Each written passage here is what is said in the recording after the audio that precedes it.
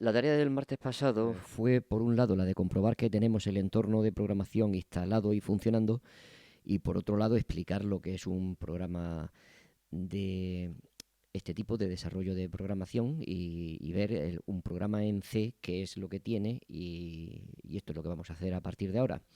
Os recuerdo que para tener funcionando el Eclipse con el entorno de C, pues había que ir a la página de Eclipse, descargarlo, instalarlo, que esto, por recordarlo ligeramente, consistía en buscar directamente Eclipse IDE en Internet. Vamos a ir a la organización de Eclipse, podemos ir a descargas directamente, pero ojo, porque vamos buscando una de las plataformas específicas, no el descargador en sí. Este programa sería un instalador de las distintas posibilidades de Eclipse. Entonces nos vamos directamente abajo a Download Packages.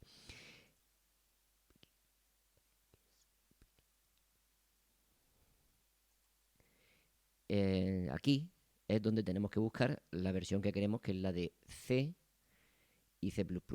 Le damos a descargar la versión de nuestro sistema operativo y una vez descargada se puede instalar, lo cual es un proceso bastante sencillo. Simplemente basta con descomprimirla y nos aparece el programa en una carpeta.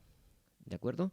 Yo esta carpeta pues la tengo ya descargada en mis documentos y podría ir allí a ejecutar el programita que está aquí. Sería este programa. No obstante, para mayor comodidad, le he hecho un acceso directo y ese acceso directo lo he copiado en el escritorio. Pero no es lo único que nos hace falta. También nos hace falta un compilador de C y en este caso elegimos el paquete minwg. Bien, aquí nos vamos a la organización de este conjunto de programas. Este no es, no le deis a org, le tenéis que dar a SourceForge, ¿vale?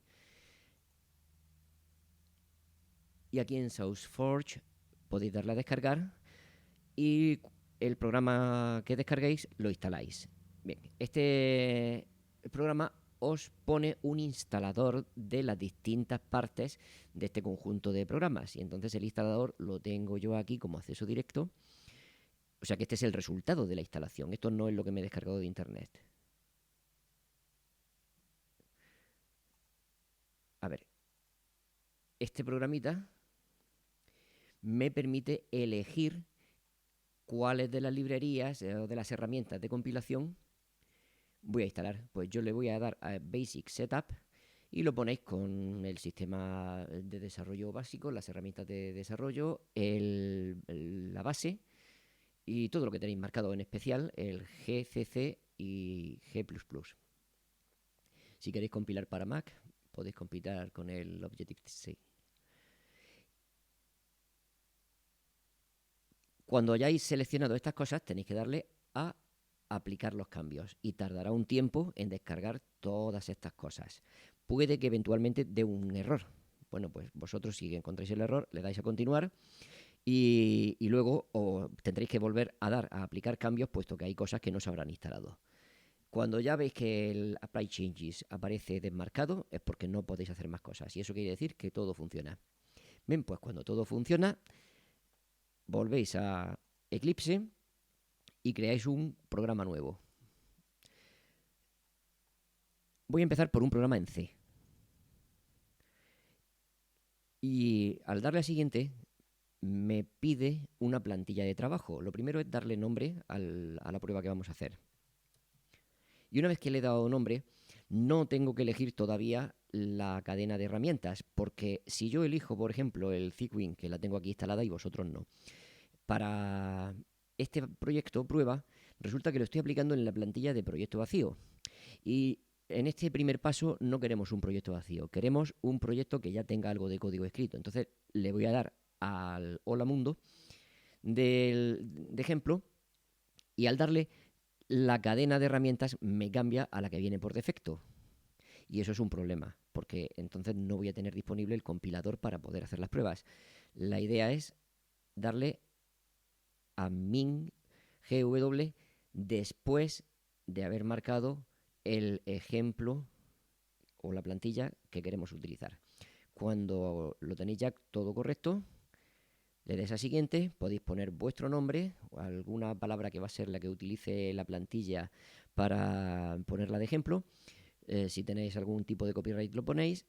No voy a poner nada de todo esto. Y en siguiente podemos activar la depuración o la versión definitiva. Esto no es lo que vamos a utilizar hoy, lo puedo desmarcar y dejarlo solamente en la versión de salida al mercado, ¿no? Release.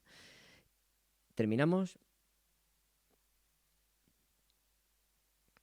y nos aparece ya nuestro código de ejemplo, nos aparece nuestro explorador de proyectos y para comprobar que esto funciona, pues me puedo ir aquí encima de prueba, darle al botón derecho del ratón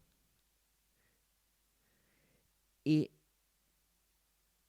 donde pone Build Project, construir proyecto, le damos a eso.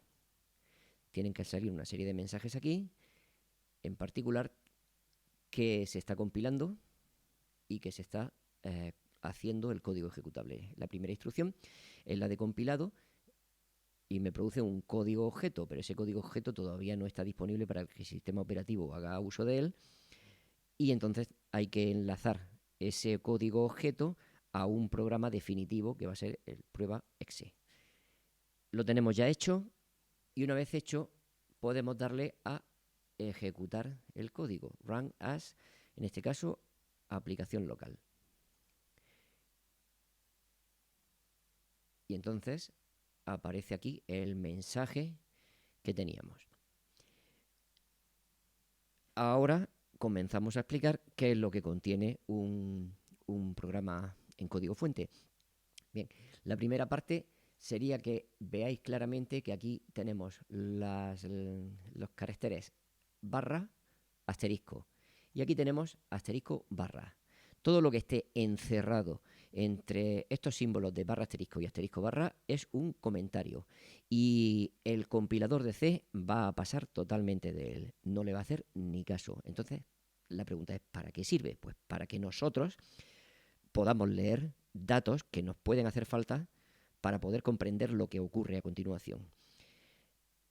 Esto parece que con programas cortos no es muy necesario, pero suele ser muy conveniente comentar todo el código que tengamos. Por ejemplo, aquí aparece un comentario que indica que esta instrucción que hay a la izquierda va a imprimir en la consola de salida la palabra o en la frase hola mundo. Conforme vais haciendo programas más complicados, vais a tener que explicaros a vosotros mismos qué es lo que estabais pensando cuando estabais haciendo esas instrucciones. Así que os recomiendo que desde el día 1 penséis en poner comentarios. Los primeros comentarios que hay son muy útiles porque conforme vais juntando programas, pues os hace falta saber para qué es cada programa, quién ha sido el autor. Bueno, en este caso no es que sea muy necesario saber quién es el autor, porque solo vais a trabajar vosotros, pero en proyectos compartidos esto es importantísimo. Podéis poner un resumen de para qué sirve todo esto en la descripción y podéis tener hasta vuestra propia plantilla para poner datos del programa. Bueno, pues un programa en C puede tener comentarios. ¿Qué más puede tener un programa en C? Pues puede tener directivas, declaraciones e instrucciones.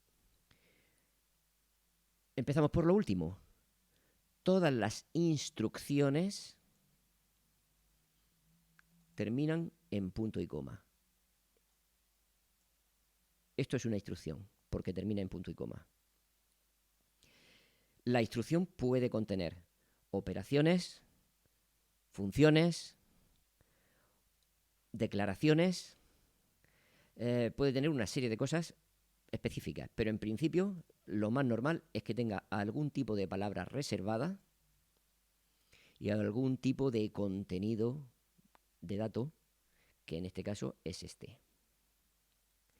El exit success probablemente sea un número, lo más seguro es que sea el número 0. Efectivamente, se pone aquí el 0. Ya sabemos lo que es una instrucción. ¿Sabemos lo que es una función? Pues todavía no. Las funciones se reconocen porque son palabras acompañadas de paréntesis. Fijaros que aquí aparece main void y el void está entre paréntesis. Bueno, pues main void es una función.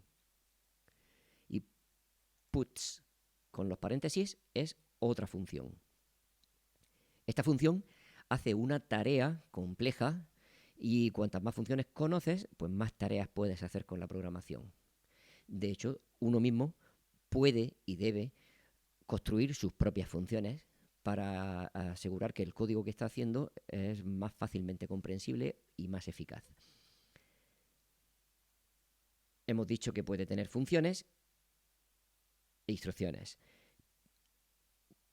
Pero hay una cierta diferencia en el aspecto que se nos presenta la instrucción puts, que termina en punto y coma, con la forma en la que aparece main, que no termina con punto y coma, sino que tiene aquí una llave que se abre y una llave que se cierra.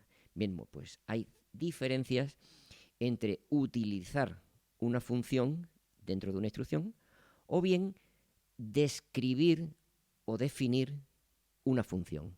En el primer caso, main, estamos definiendo lo que va a hacer la función.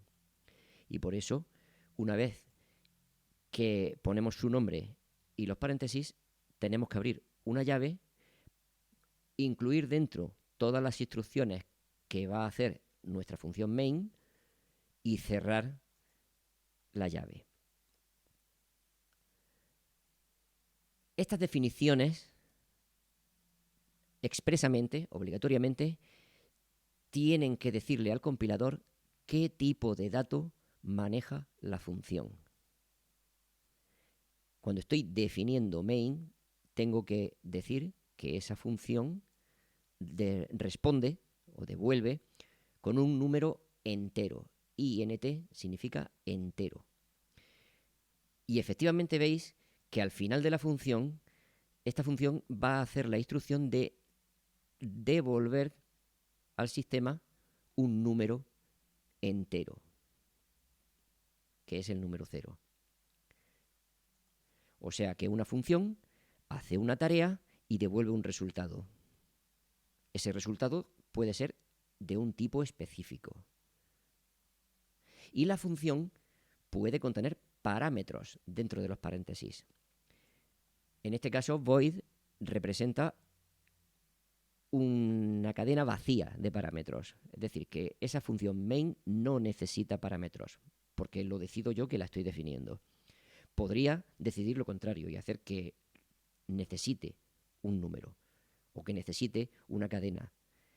Pero en este programa no me hace falta. Por lo tanto, declaro expresamente que no voy a utilizar parámetros en la función. Y esto evita errores, porque si en algún momento determinado si intentáramos utilizar una función con un argumento que es distinto del que hemos definido, entonces el compilador nos avisa dándonos un error.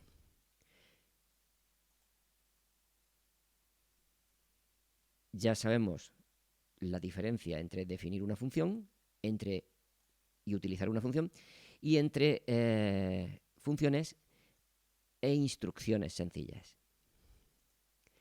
Y lo último que aparecen aquí son las directivas de preprocesador. Estas instrucciones, que no son verdaderas instrucciones, cuando empiezan por el símbolo este de sostenido, que vosotros llamaréis seguramente almohadilla, bueno, pues el compilador, antes de hacer sus tareas de compilación, va a coger todas estas líneas que empiezan por la almohadilla o sostenido y va a hacer algo con ellas que es necesario hacer para que luego el proceso de compilar no dé fallos. En este caso, la directiva más común es include, que lo que hace es incluir este archivo como si estuviera escrito aquí mismo antes de empezar la compilación. Porque probablemente ya os digo yo que no es que sea probable, es que es así. En stdio, que significa Standard Input Output, existen escritas una serie de definiciones de funciones que necesito para poder hacer las tareas de este programa. Y si no incluyo esas definiciones, el programa fallaría. No son las únicas directivas que pueden existir. Puedo utilizar las directivas define, que me permite cambiar una serie de palabras por otras. Lo normal sería poner hola, una simple palabra con mayúsculas o cualquier otra cosa. Aquí hay muchísima literatura sobre cómo se eligen los nombres de lo que estáis sustituyendo. Y cambiarlo por otra cosa. A partir de este momento, cada vez que yo escriba en mi programa hola, el preprocesador me cambiará ese hola por lo que haya escrito a continuación. Otra cosa. Lo vamos a utilizar ahora. ¿Os habéis dado cuenta de que he escrito hola con mayúsculas? Bueno, pues la norma tradicional es que todas las cosas que estoy definiendo las tengo que escribir con mayúsculas para que a simple vista, a lo largo del programa, cuando yo vea algo que está escrito con mayúsculas, piense que es una definición hecha con directiva de preprocesador. En este caso, el exit success es una cosa que debe estar definida o bien en el archivo standard input output o bien en el archivo standard lib. Tiene que estar definido en uno de estos dos. Si no, el programa no sabría lo que significa exit success y me daría un error.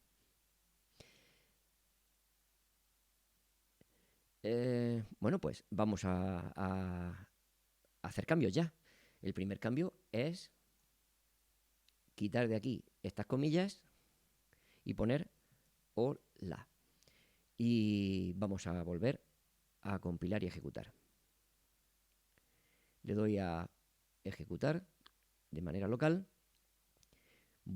Me pide que grabe otra vez el archivo porque lo he cambiado. Le doy a OK y entonces me vuelve a construir el programa y me lo ejecuta.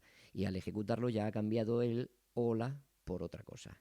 Bien, esto sería la primera tarea. Ahora vamos a escribir una línea nueva que va a ser printf. Printf es una función muy parecida al puts, pero tiene la posibilidad de que yo elija ciertos caracteres especiales dentro de las comillas. La comilla esta es una comilla doble, que es la que está encima del 2, en mayúsculas 2, y sale esta comilla. Bueno, pues aquí dentro, además de poner texto, también códigos. Por ejemplo, vamos a poner un número. Y para poner un número, como va a ser de tipo entero, tendríamos que poner el símbolo este del porcentaje y la letra I. Y a continuación le ponemos una coma, porque printf admite varios argumentos. El primer argumento es la cadena de texto que vamos a imprimir y los siguientes argumentos pues tienen que ir correspondiéndose con los códigos que he puesto en esa cadena de texto. Y aquí vamos a poner un número, que va a ser el 12. Por supuesto, todas las instrucciones terminan con punto y coma. Si no ponéis punto y coma, saldrá un error. Vamos a probarlo. No le pongo punto y coma. Podemos grabar el archivo y le damos otra vez a ejecutar. Hay errores en la configuración. Procedemos. Bueno, el error me lo da aquí. No me lo da en la misma línea en la que se ha cometido. Aquí aparece un aviso que dice que he perdido el punto y coma y el error aparece en la línea siguiente porque antes de return buscaba el punto y coma. Bueno, pues vamos a escribir ahora el punto y coma y volvemos a dar OK y adelante. Ha salido la cadena de arriba, la de otra cosa, y la nueva que he escrito, que puedo poner texto y también código. Os dais cuenta de que en las cadenas de texto las he escrito directamente entre comillas, pero aunque el número también lo he escrito directamente, los números los puedo utilizar de otra manera. Entonces vamos a crear ahora dos números definiéndolos. Antes os he dicho que hemos definido la función y para ello hemos utilizado el nombre de la función, unos paréntesis, el argumento que va a utilizar la función, que era ninguno, y una definición de tipo. Hay que decirle al compilador qué tipo de dato vamos a manejar al definirlo. Bueno, pues de igual manera empezamos con int y le ponemos un nombre al dato, porque en este caso no es una función, es un dato. Dato 1. Punto y coma. Acabamos de utilizar una instrucción definiendo un dato 1, que va a ser un número entero. Lo que hace el compilador es abrir un espacio en la memoria del ordenador durante el tiempo de ejecución suficiente como para que dentro de esos bytes de memoria se pueda guardar un número entero. Suele ser de una longitud de 4 bytes, aunque hay enteros cortos y muy cortos. Están los enteros de tipo short, los en tiny o los long, que sería de doble extensión, de 6 bytes o de 8 bytes, dependiendo de la cantidad del número, del tamaño de lo que necesitamos guardar. Lo más normal es un dato de tipo entero. Vamos a poner otro. Punto y coma. Bueno, a la vez que estoy declarando este espacio de memoria, también puedo asignarle un valor inicial. Aquí estamos combinando dos instrucciones. La instrucción int dato2 que crea el espacio de memoria para meter un número entero, pero a la vez estamos diciéndole que dentro de ese valor dato2, de ese espacio de memoria, meta el valor 2.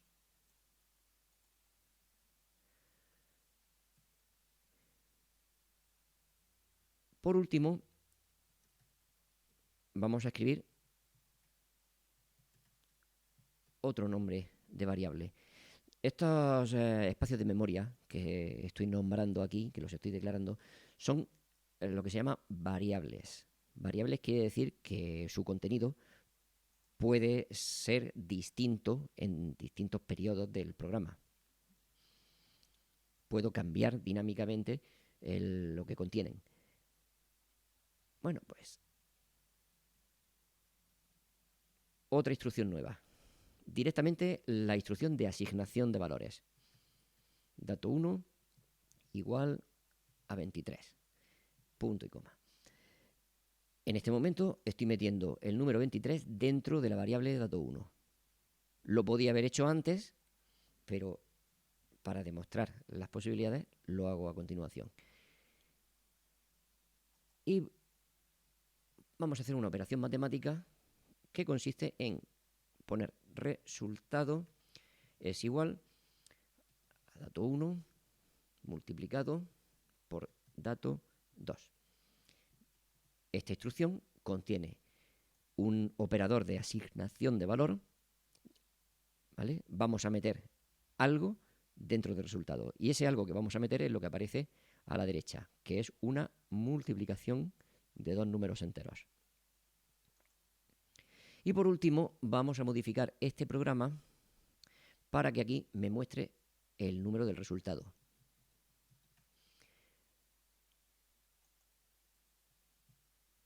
Y ahora, para perder un poquito el tiempo, vamos a completar esto con comentarios.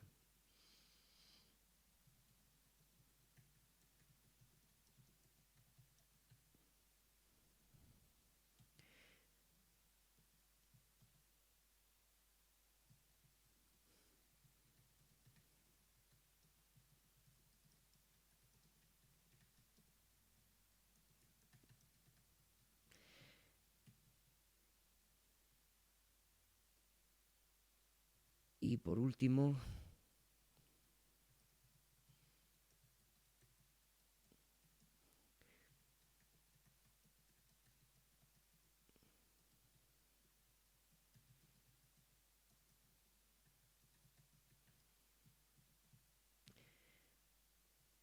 acuerdo?